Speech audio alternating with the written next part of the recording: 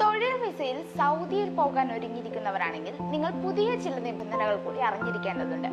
Saudi അറേബ്യയിലേക്കുള്ള തൊഴിൽ വിസകളുടെ സ്റ്റാമ്പിങ്ങിനും ഇനി മുതൽ വിരലടയാളം നിർബന്ധമാക്കുകയാണ്.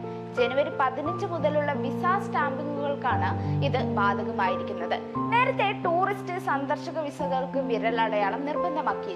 അതുകൊണ്ട് ഇനി മുതൽ വിസ സർവീസിംഗ് നടപടികളുടെ കരാറെടുത്തിരിക്കുന്ന ഏജൻസിയായ VFSന്റെ ഓഫീസിൽ ആവശ്യമായ രേഖകളുമായി നേരിട്ടെത്തി വിരലടയാളം നൽകേണ്ടി വരും.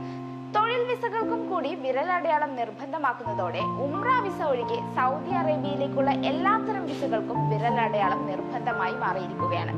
ഉംറ വിസയ്ക്ക് ഇലക്ട്രോണിക് വിസ നൽകുന്നതിനാൽ വിസ ലഭിച്ചാൽ ഉടനെ യാത്ര സാധ്യമാവും. അതേസമയം പുതിയ നിർദ്ദേശം പ്രാബല്യത്തിൽ വരുന്നതോടെ VFS കേന്ദ്രങ്ങളിൽ തിരക്കേറുകയും വിസ സ്റ്റാമ്പിംഗ് നടപടികൾക്ക് കാലതാമസം വരികയും ചെയ്യുമെന്ന് ട്രാവൽ ഏജൻസികൾ പറയുന്നുണ്ട്.